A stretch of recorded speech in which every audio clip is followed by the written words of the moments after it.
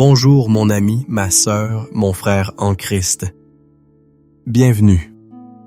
Bienvenue dans cet espace sacré, dans ce moment mis à part, non par le hasard des algorithmes, mais par une invitation divine. Je vous accueille avec une profonde chaleur et une joie sincère, car ce que nous nous apprêtons à vivre n'est pas simplement le visionnage d'une vidéo. C'est un rendez-vous. Un rendez-vous avec le roi des rois, le prince de la paix, au cœur même de votre chaos. Le titre de notre rencontre aujourd'hui est une promesse en soi, prière du matin pour la paix dans le chaos. Et son fondement est l'un des piliers les plus solides de toute l'Écriture, le psaume 46. Ce psaume qui déclare avec une autorité inébranlable: Dieu est pour nous un refuge. Je veux que vous entendiez cela dès maintenant, que ces mots percent. Le bruit de votre matinée, le brouillard de votre anxiété, les murs de votre solitude. Dieu est pour nous un refuge. Ce n'est pas une suggestion, une possibilité ou une pensée positive. C'est une déclaration de vérité éternelle, un roc sur lequel nous allons nous ancrer ensemble aujourd'hui. Je vous fais une promesse solennelle. Si vous vous donnez la permission de rester, de vous engager de tout votre cœur, de laisser ces mots et ces prières laver votre âme jusqu'à la fin de ce temps partagé, vous ne repartirez pas de la même manière que vous êtes arrivé. La paix que vous cherchez désespérément à l'extérieur, nous allons la trouver ensemble à l'intérieur, car c'est là que le royaume de Dieu réside. L'agitation qui vous entoure perdra de son pouvoir, car vous serez fortifiés depuis la citadelle imprenable de votre esprit renouvelé. Alors, avant d'aller plus loin, je vous invite à faire un acte prophétique, simple mais puissant. Préparez-vous. Si possible, trouvez un endroit où vous ne serez pas dérangés, ne serait-ce que pour la durée de notre prière. Fermez les autres onglets. Mettez votre téléphone en silencieux. Prenez une profonde inspiration et, en expirant, libérez les tensions de votre cou, de vos épaules. Ceci est votre sanctuaire, ce moment est votre fête, Aptos est votre sabbat. Et pour sceller votre intention, pour vous joindre à cette communauté invisible de cœurs qui cherchent la même paix que vous, je vous invite à écrire dans les commentaires juste en dessous. Amen, je suis prêt. C'est votre déclaration de foi. C'est votre oui. À l'invitation du Saint-Esprit. Amen. Vous êtes pas prêt.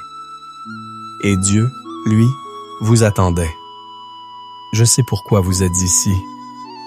Je le sais non pas par une connaissance humaine, mais parce que l'Esprit de Dieu nous unit dans nos luttes communes. Je sais ce que c'est que de se réveiller le matin et avant même que vos pieds ne touchent le sol, le poids du monde s'abat sur votre poitrine. C'est un sentiment de submersion. Le chaos n'est pas une idée abstraite pour vous. Il a un son, une odeur, une texture. C'est le son des notifications incessantes de votre téléphone, chacune étant une demande, une attente, une mauvaise nouvelle potentielle. C'est le bruit de fond des chaînes d'information en continu, qui déversent un flot ininterrompu de crises, de conflits et de catastrophes vous faisant sentir impuissant et minuscule. C'est le silence assourdissant d'un compte en banque qui crie, l'écho des factures à payer qui résonnent dans votre esprit. Le chaos, pour vous, est peut-être le tumulte d'une relation brisée, les cris des enfants, la tension palpable dans la maison ou au contraire, la solitude oppressante d'un appartement vide. Ce chaos a des racines profondes, n'est-ce pas?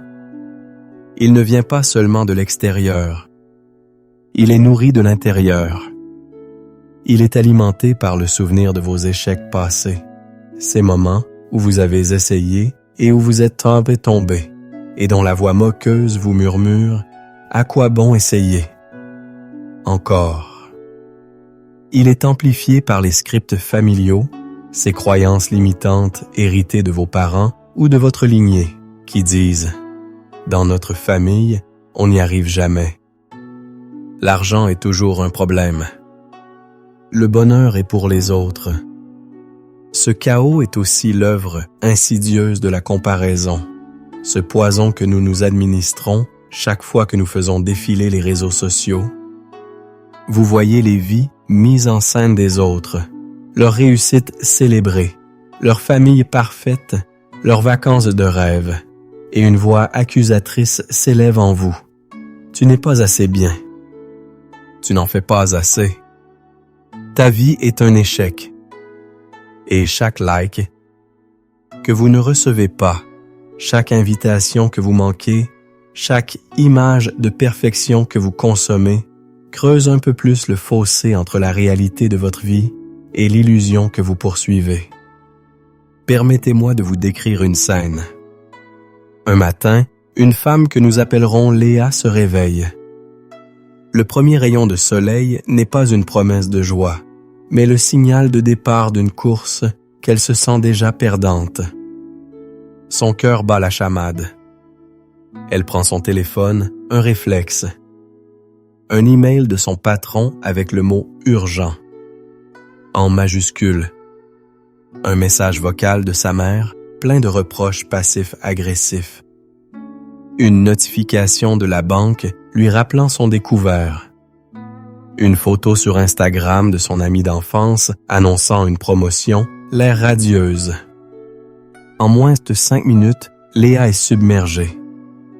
Elle se lève et le miroir lui renvoie l'image d'une femme fatiguée, les traits tirés par l'anxiété.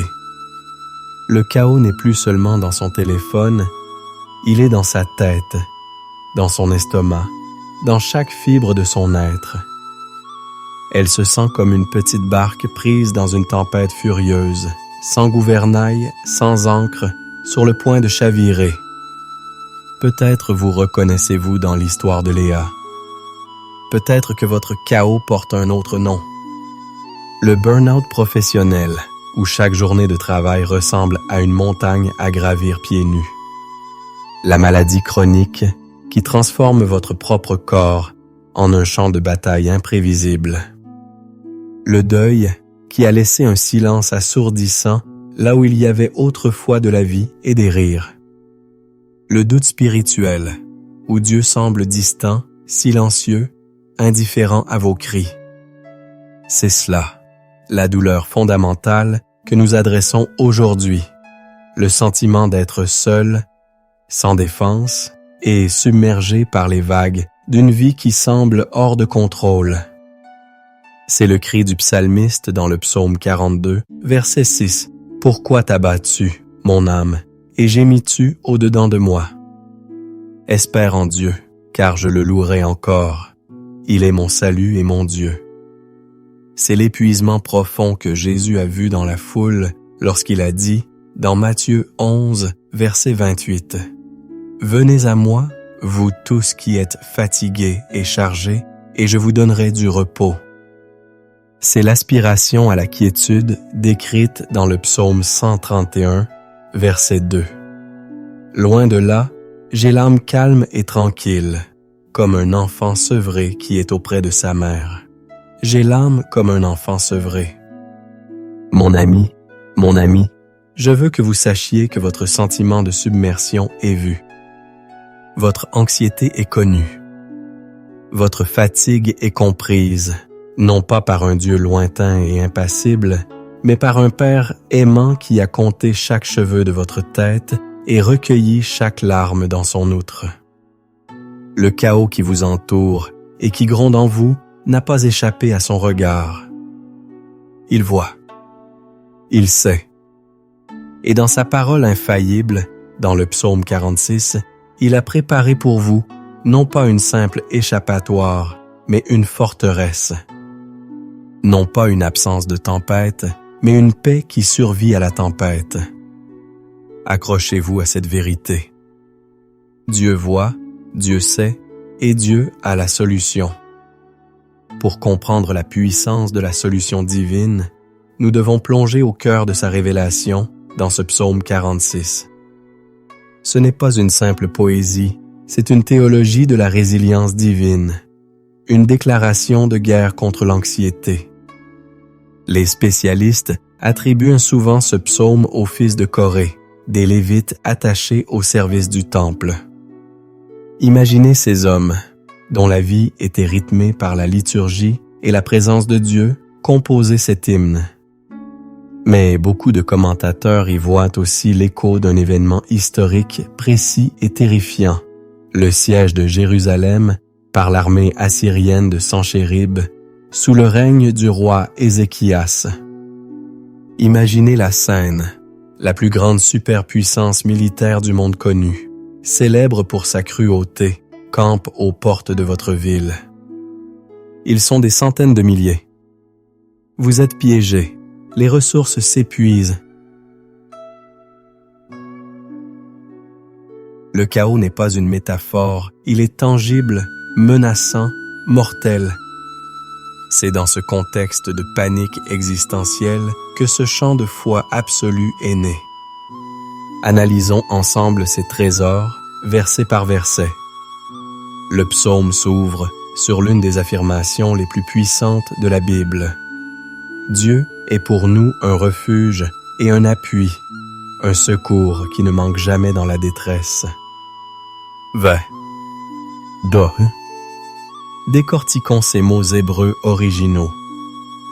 Refuge vient du mot machase, qui désigne un lieu où l'on court pour se mettre à l'abri, comme une grotte dans la montagne face à un prédateur.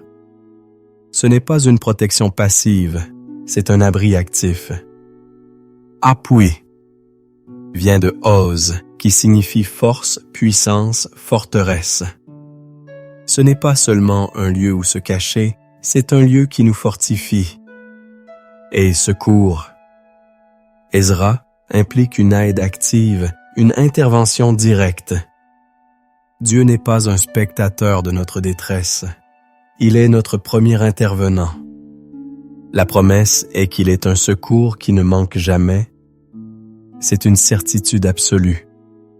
Puis le psalmiste décrit l'ampleur du chaos imaginable. C'est pourquoi nous sommes sans crainte quand la terre est bouleversée et que les montagnes chancellent au cœur des mers, quand les flots de la mer mugissent, écument, se soulèvent jusqu'à faire trembler les montagnes. C'est l'image de la déconstruction totale. Les montagnes, symboles de stabilité et de permanence, sont jetées dans la mer, symbole du chaos primordial.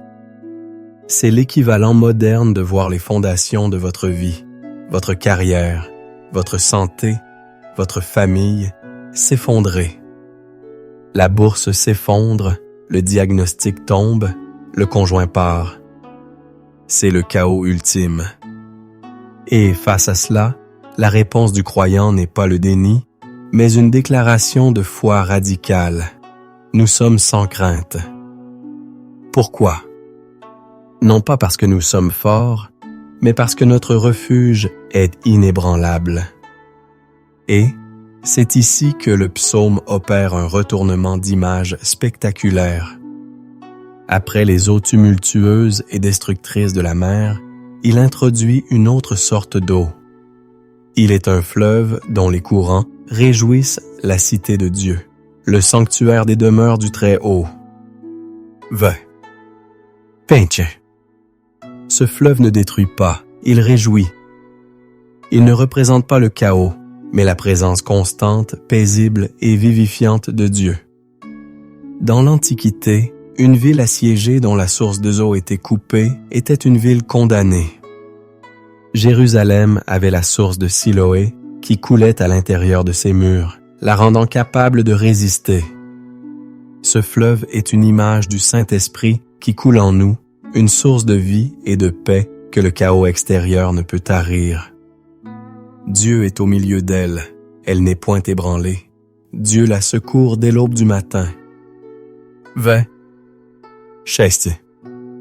Le mot hébreu pour « au milieu » est Kéreb, qui signifie dans les entrailles, au plus profond. Dieu n'est pas un allié lointain, il habite au cœur même de notre être, de notre cité intérieure. Et c'est cette présence centrale qui nous rend inébranlables. C'est la promesse d'Emmanuel, Dieu avec nous. Le psaume contraste alors le tumulte des nations avec la souveraineté de Dieu. Des nations s'agitent, des royaumes s'ébranlent. Il fait entendre sa voix, la terre se fond d'épouvante. Va. Yed. Face au complot des hommes, aux guerres, aux crises politiques, un seul mot de Dieu suffit à tout dissoudre. C'est un rappel de la perspective divine. Notre chaos, si grand soit-il à nos yeux, est minuscule face à sa majesté. Et la conclusion de cette section est un refrain de confiance. L'Éternel des armées est avec nous. Le Dieu de Jacob est pour nous une haute retraite. Va. Ici. L'Éternel des armées. Yahweh Sabaoth, c'est le commandant en chef des armées célestes. Celui qui a tous les anges à son service est à nos côtés. Le Dieu de Jacob, un homme imparfait, lutteur et rusé, est aussi notre Dieu. Sa fidélité ne dépend pas de notre perfection, mais de son alliance. La dernière partie du psaume est un appel à l'action, mais une action surprenante. D'abord, un appel à la contemplation. Venez, contempler les œuvres de l'Éternel, les ravages qu'il a opérés sur la terre. C'est lui qui a fait cesser les combats jusqu'au bout de la terre. Va. Défidet. Le psalmiste nous invite à détourner notre regard du chaos ambiant pour le fixer sur la puissance de Dieu, sur ses hauts faits passés. Pensez à Moïse devant la mer Rouge. Le chaos était derrière lui, l'armée de Pharaon, et devant lui une mer infranchissable. La solution de Dieu? Contempler son salut. Pensez à Joseph dans la citerne puis en prison, le chaos de la trahison et de l'injustice. Sa force, se souvenir des songes, des promesses de Dieu. Pensez à David face à Goliath, le chaos de la peur qui paralysait toute une armée.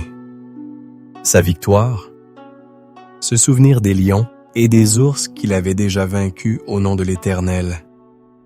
Contempler les victoires pour les passés nourrit la foi pour les batailles présentes. Et nous arrivons au verset qui est le cœur battant de ce psaume, la clé de la paix dans le chaos. Arrêtez et sachez que je suis Dieu. Ve. Onuche. Le mot hébreu traduit par arrêter. Estrafa. Il signifiait bien plus que s'arrêter. Il veut dire relâchez votre prise. Cessez de lutter. Laissez tomber. Abandonner. C'est un ordre de désarmement. Nous devons déposer les armes de notre propre intelligence, de notre besoin de contrôle, de notre planification anxieuse, de notre agitation stérile.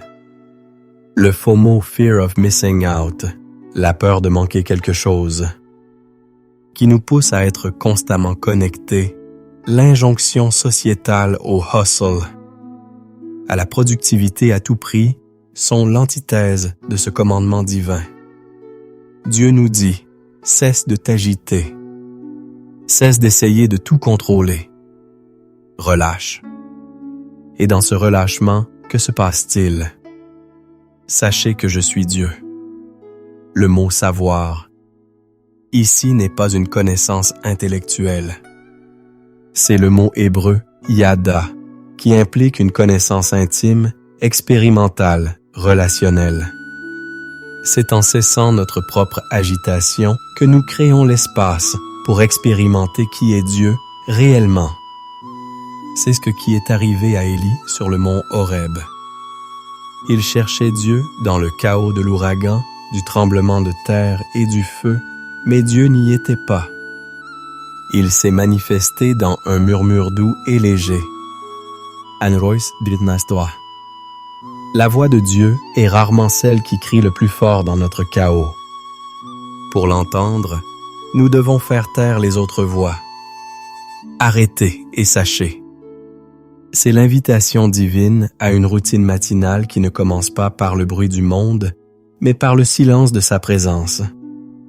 C'est là, dans ce calme intentionnel, que nous nous rappelons sa souveraineté. Je domine sur les nations, je domine sur la terre. Notre chaos personnel est inclus dans sa domination universelle.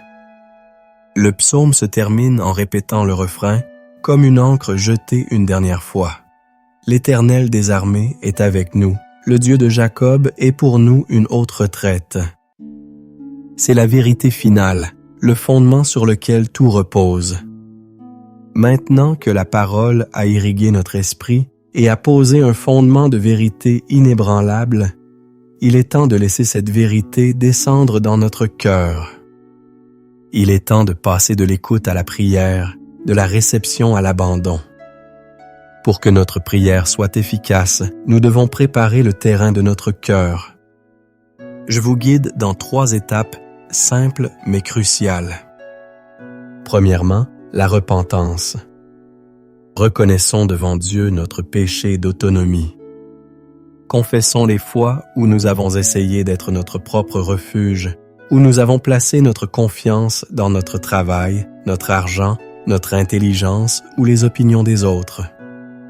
Confessons notre agitation, notre anxiété, notre manque de foi.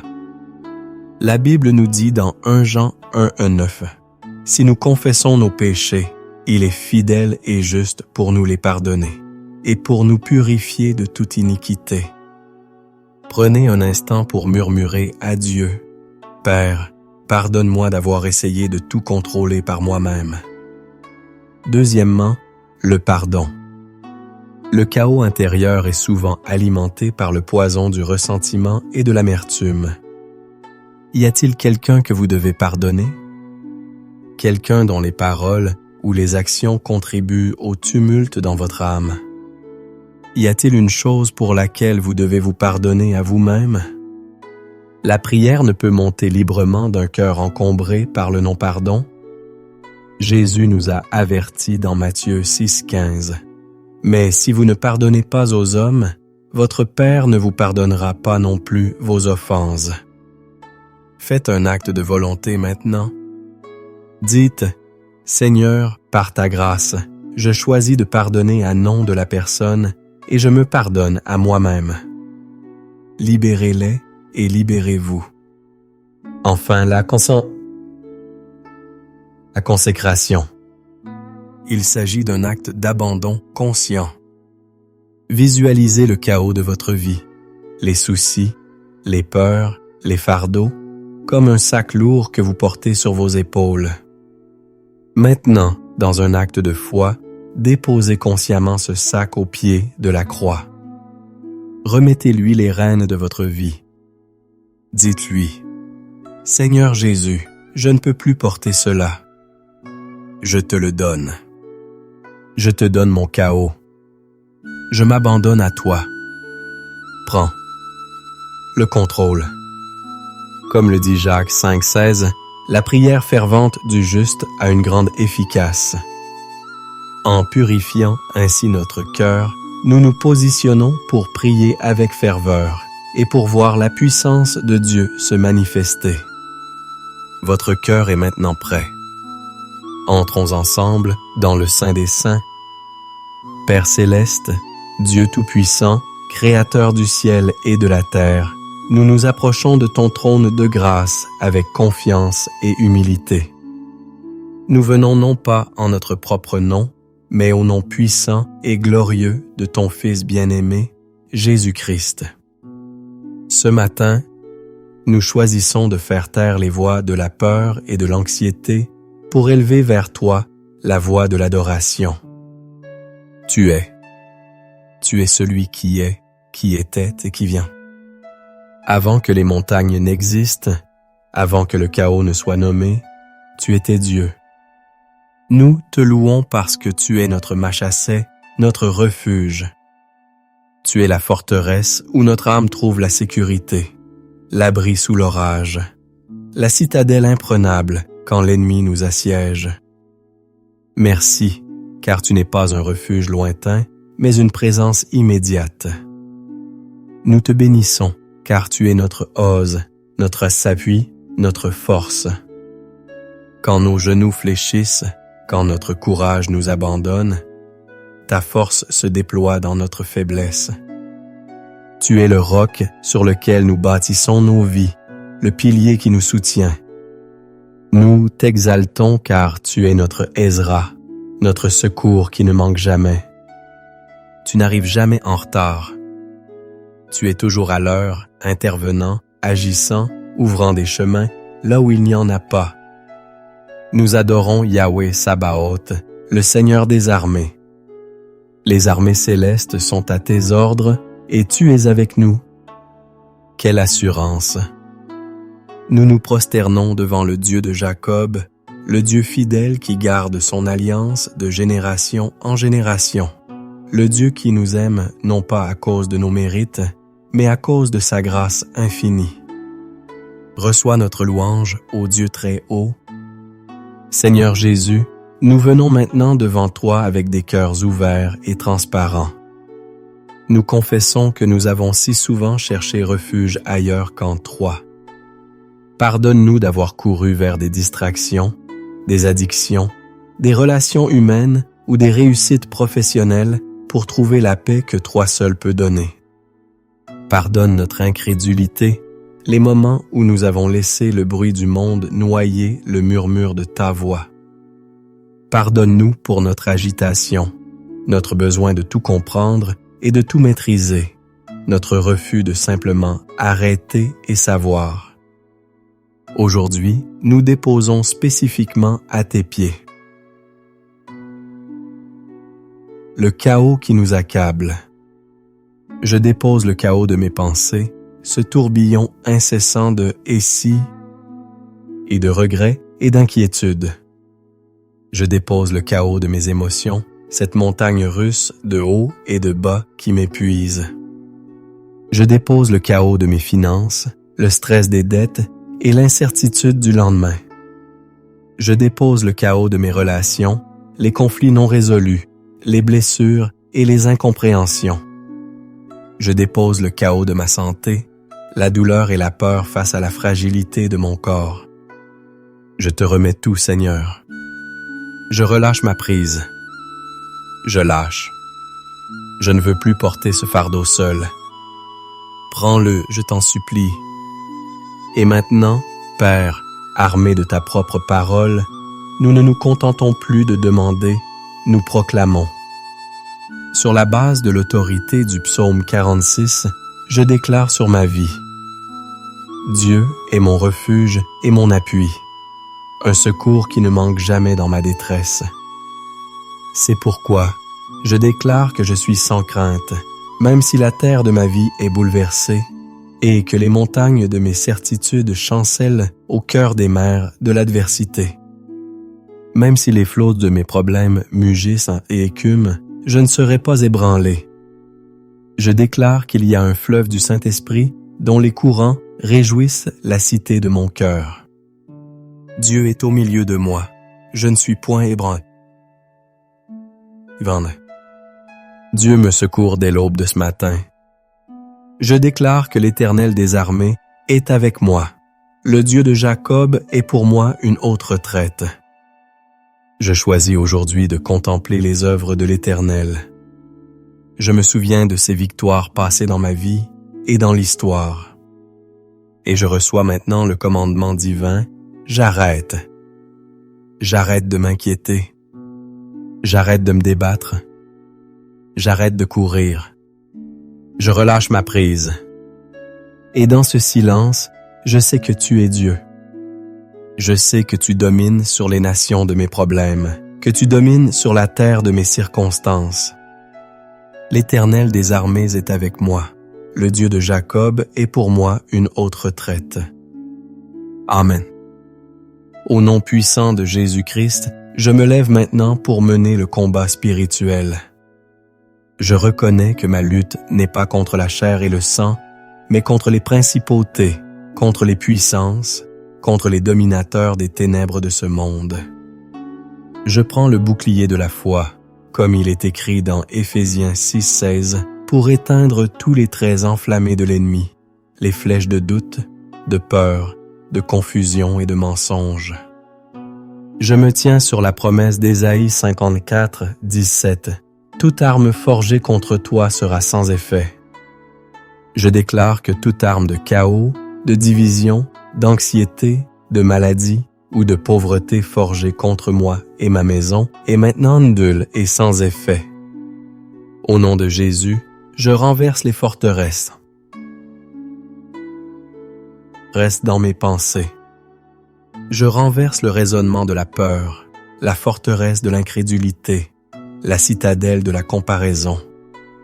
Selon 2 Corinthiens 10, 5, j'amène toute pensée captive à l'obéissance de Christ. Je brise tout pacte intérieur que j'ai pu faire avec l'esprit d'anxiété ou de contrôle. Je renonce à l'héritage de la peur dans ma lignée. Le sang de Jésus a tracé une nouvelle ligne, une lignée de paix et de confiance. L'ennemi n'a plus de place, plus de pouvoir, plus de droit légal dans ma vie. Et maintenant, Saint-Esprit, je te demande de venir et de remplir chaque espace vidé. Là où il y avait le chaos, sème ta paix. Là où il y avait la peur, sème ton amour parfait qui bannit toute crainte. Là où il y avait la confusion, sème ta sagesse et ta clarté.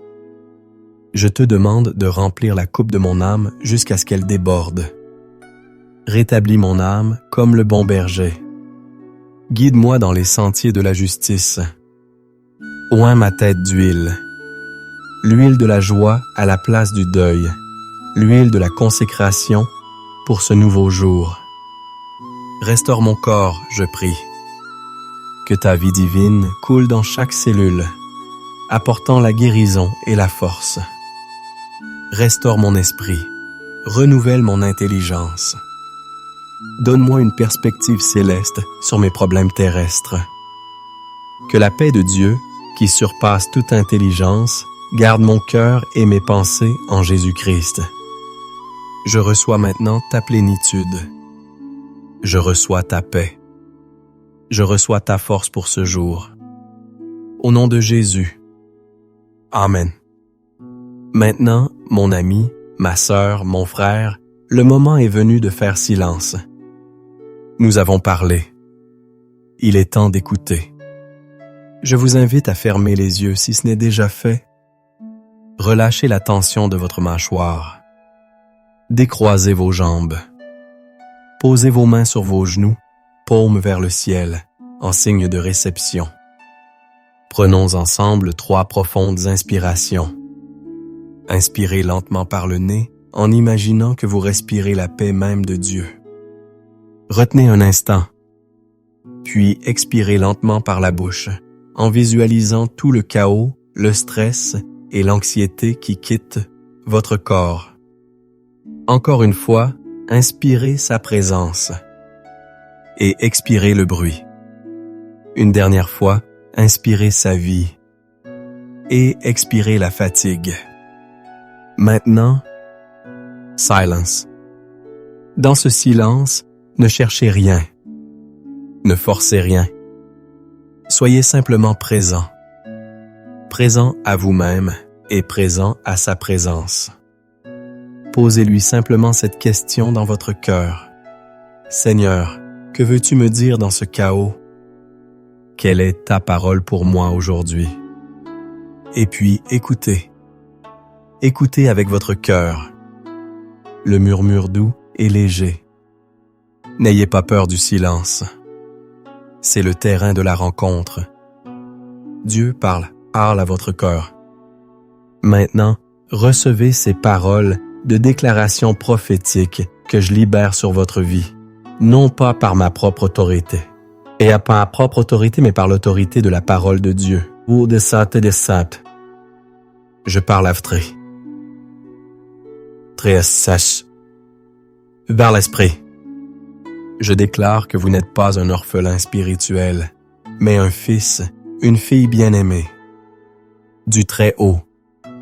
Je déclare que vous entendez la voix du bon berger et que vous ne suivrez pas la voix de l'étranger, comme il est écrit dans Jean 10, 27. Votre sensibilité spirituelle est aiguisée en ce jour. Je parle à votre corps, votre temple du Saint-Esprit. Au nom de Jésus, je déclare la santé et la guérison divine sur vous.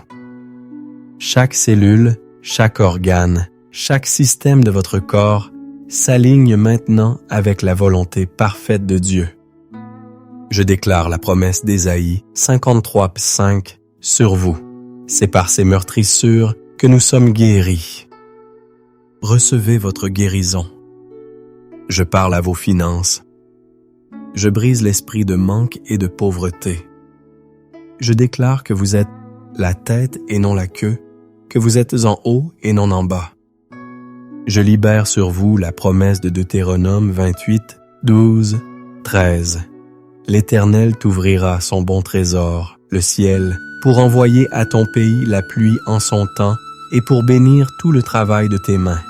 Tu prêteras à beaucoup de nations et tu n'emprunteras point. Je parle à votre famille et à vos relations. Je commande à l'esprit de division et de conflit de partir. Je déclare que vos enfants sont enseignés de l'Éternel et que grandesse leur paix, comme le dit Ésaïe 54:13. Je déclare que l'amour, l'unité et le pardon règnent dans votre foyer. Je parle à votre destinée et à votre appel. Je déclare que vous n'êtes pas une erreur. Vous avez été créé avec un but et une intention. Je libère la vérité d'Éphésiens 2:10 sur votre vie, car nous sommes son ouvrage, ayant été créés en Jésus-Christ pour de bonnes œuvres que Dieu a préparées d'avance afin que nous les pratiquions.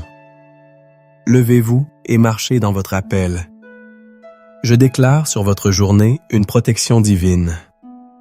Le psaume 121:8 est votre portion. L'Éternel gardera ton départ et ton arrivée, dès maintenant et à jamais. Aucun mal ne vous arrivera, aucun fléau n'approchera de votre tente. Enfin, je libère sur vous une abondance de joie et de paix. Je déclare la promesse de Romains 15:13. Que le Dieu de l'espérance vous remplisse de toute joie et de toute paix dans la foi, pour que vous abondiez en espérance par la puissance du Saint-Esprit. Et maintenant, recevez la bénédiction sacerdotale de Nombre, chapitre 6. 6, versets 24 à 26. Que l'Éternel vous bénisse et qu'il vous garde. Que l'Éternel fasse luire sa face sur vous et qu'il vous accorde sa grâce. Que l'Éternel tourne sa face vers vous et qu'il vous donne la paix. Au nom du Père, du Fils et du Saint-Esprit. Amen. Nous arrivons au terme de notre rendez-vous divin, mais ce n'est pas une fin, c'est un commencement. Vous êtes venu ici, peut-être chargé, anxieux, submergé par le chaos, mais vous avez rencontré celui qui est le refuge, la force, le secours toujours présent. Vous avez appris à arrêter pour savoir qu'il est Dieu. La paix que vous ressentez maintenant n'est pas une émotion passagère. C'est un fruit de l'esprit, une ancre pour votre âme. La promesse centrale de ce moment est celle-ci. Vous n'avez pas à affronter le chaos seul et sans défense. Vous avez une citadelle intérieure, la présence même de Dieu, qui vous rend inébranlable. Ne laissez pas cette expérience n'être qu'un moment. Faites-en un mouvement dans votre vie. Je vous mets au défi de revenir à cette prière, ou simplement au psaume 46, chaque matin pendant les 7 prochains jours. Ancrez cette vérité si profondément dans votre esprit qu'elle deviendra votre première réaction face au chaos et non votre dernier recours. Votre foi est un muscle. Plus vous l'exercez, plus elle devient forte. Si ce temps vous a béni, je vous demande 3 choses. Premièrement, scellez-le par un témoignage. Écrivez dans les commentaires « La paix de Dieu est ma portion ». Chaque fois qu'un commentaire est ajouté, c'est une pierre de plus qui construit un autel de louange. Deuxièmement, devenez vous-même un porteur de paix. Pensez à une personne dans votre entourage qui est actuellement dans la tempête et partagez-lui cette vidéo. Un simple partage peut être le refuge que Dieu veut utiliser pour quelqu'un d'autre aujourd'hui. Enfin, si vous désirez continuer à grandir avec nous, assurez-vous de vous abonner à la chaîne et d'activer les notifications pour ne manquer aucun de nos prochains rendez-vous divins. Vous trouverez également une playlist de prières pour la force et la protection qui pourrait vous accompagner tout au long de votre semaine. Merci d'avoir consacré ce temps précieux. Marchez maintenant dans la paix que vous avez reçue. Le chaos n'a pas disparu, mais Dieu a grandi en vous. Vous n'êtes plus une victime de la tempête. Vous êtes un porteur de la paix du Christ qui calme toutes les tempêtes. Allez, et que la grâce du Seigneur Jésus-Christ, l'amour de Dieu le Père et la communion du Saint-Esprit soient avec vous tous. Soyez bénis. Amen.